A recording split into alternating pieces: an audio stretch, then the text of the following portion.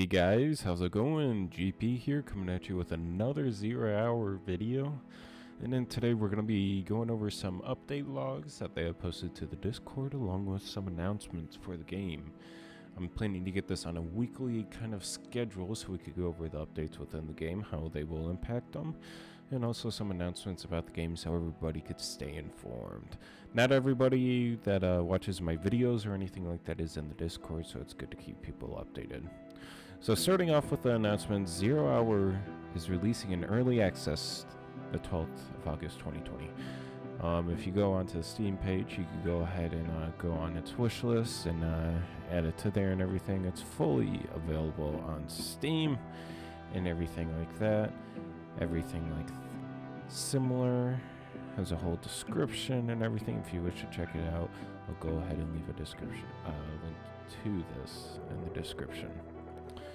Moving on from that, I'm going to be going over the specs, minimum and recommended for your PC if you're going to be playing this game.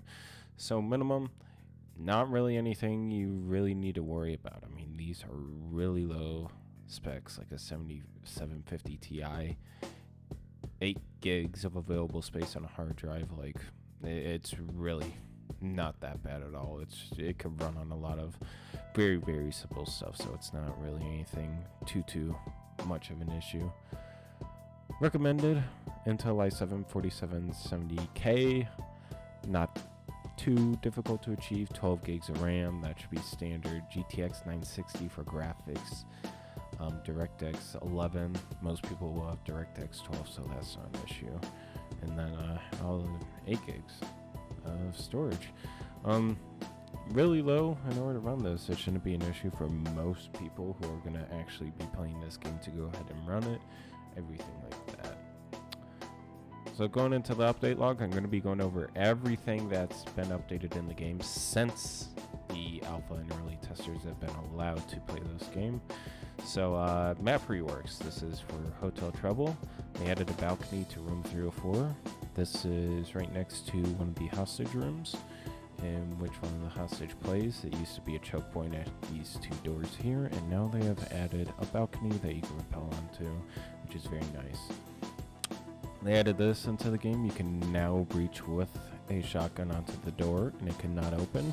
This is going to play effective because they were going to be adding wedges into the future for the terrorists and the defenders.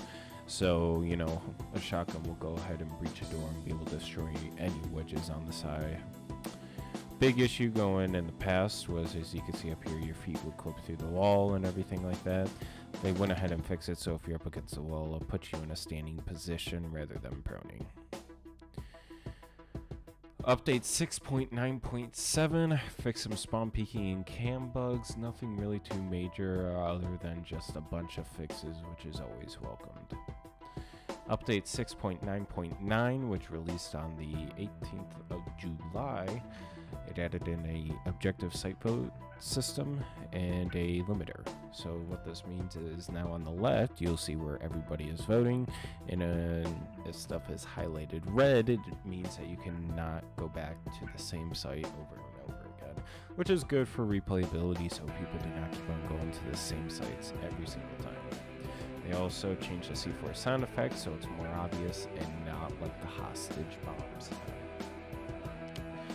Quick patch for update 7.0.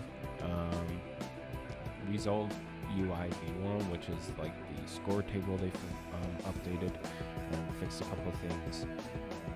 New update for 7.0.1 added a metal detector sound effect, so if you go through a metal detector, that'll be going off. Pretty much added more options for audio within the in-game settings menu. Fixed a bunch of issues again. Tweaked crouch prone speed to stop people who abuse it. So this is crouch spamming, prone spamming, everything like that. Tweak movement, folly sound effects, lowered folly, increased footstep sound effects. That's more audio issues within the game. Update 7.0.3, added new rappel sound effects. The old rappel sound effects has been the same as Rainbow Six since the test came out. Since they updated it, it's It's a decent sound effect. It'll be a filler for now, but it's not the same as Rainbow Six, which is good. More bug fixes. 7.0.4, more bug fixes. Tweak the bomb sound effect so it's different from the C4 and everything like that. Change the repel color, which is good. It says right here, canceled, fix a reconnection issue. Reconnect issues will persist, unfortunately. We hope to fix it at a later time. Our priority at the moment is to fix all the issues that are happening within the game, which makes sense going up to a, early access release of the game. But you need to make sure that all of these issues are solved connection-wise and are stable before any kind of large issues. Update 7.0.5, this is a big one. Added a flash grenade as an option for attackers only. Pretty much all these flashbangs and stuff, it's a really good adjustment, really good idea that they added this instead of only frag grenades being the only thing for attackers. Flash grenades and everything like that are still a little bit buggy, but what they're doing is, still a work in progress, still fixing it, still updating it. This notice is actually a really big thing. It pretty much goes over sound issues and how sound propagates throughout the game. Pretty much friendly footsteps will be the same volume and effects, no matter where they are. Like, you'll come through your headphones in the same way. The only time it'll be different is for the enemy. So as in, you will hear your teammates the same way no matter where they are. They'll come through the headset the same way. But when you hear an enemy, that's when the sound propagation and specialization actually comes in and is going to be changed. So you're going to hear your teammates' footsteps the exact same, and you're going to hear your enemy's footsteps different, which is honestly kind of nice. So you can notice a difference between your teammates' footsteps and your enemy's footsteps. The bad system has been in the game, but has not been functional. Now that is functional. Added a new flashbang model, which fixed flashbang layer issues.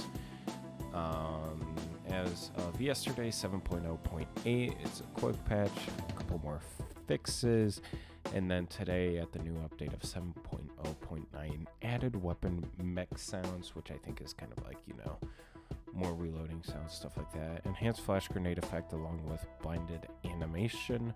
Blinded animation, if I'm not mistaken, it's a work in progress or is already implemented, where you will lift your hand up inside of your face, but we'll be taking a look at the flashbang in just a moment, and then some smaller optimization tweaks. So let's go ahead and hop within the game and actually see these updates and stuff in action. Alright, so here I am in game. I'm here on Hotel Trouble as an attacker, but as we see, the ADS, or the crouching speeds, is greatly reduced. It's not like you could go over here and spam it. I mean, this is a little bit rough, but you could tell based on the stance animation in the bottom left-hand corner by the health that my player model is obviously not moving that fast. You can see I'm tapping it way faster. Same thing happens with going prone. You can no longer spam it.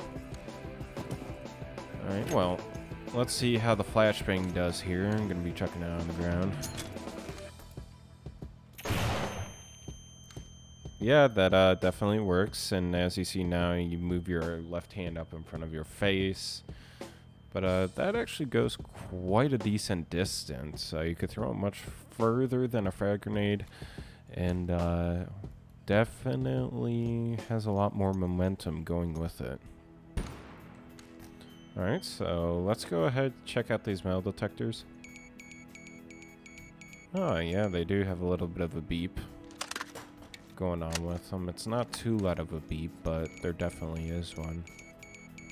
So let's go down here and see how overall the flashbang interacts, what it sees like in terms of light ambience, and how it interacts when it is completely dark.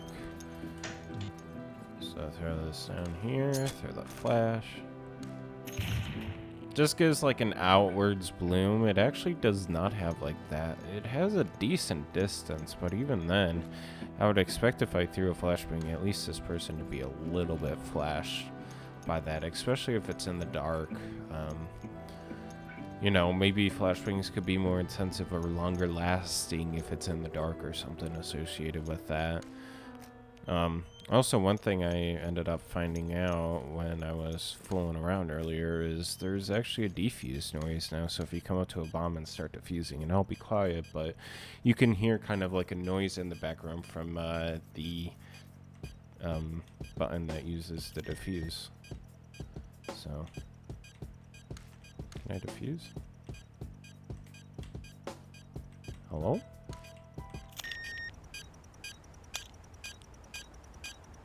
You can hear that clicking. So that's a nice little extra touch in which you'll be able to differentiate when the bomb is being defused or not. There's a little clicking noise that's associated with it, which is pretty cool. Otherwise, that's going to be it for this video. It's just a little bit going over the announcements and the updates for the game. Nothing too special. I'll keep you all updated as time is going on. Hopefully on a weekly update schedule. Kind of just saying what's new with the game, what's been released, what announcements have been made and all, and everything going forward. Anyways, my name is GP. If you did enjoy the content, please like down below and go ahead and hit that subscribe button. Be getting into YouTube more and more here as I got my new mic recently.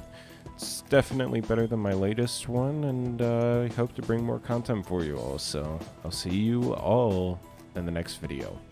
Bye bye.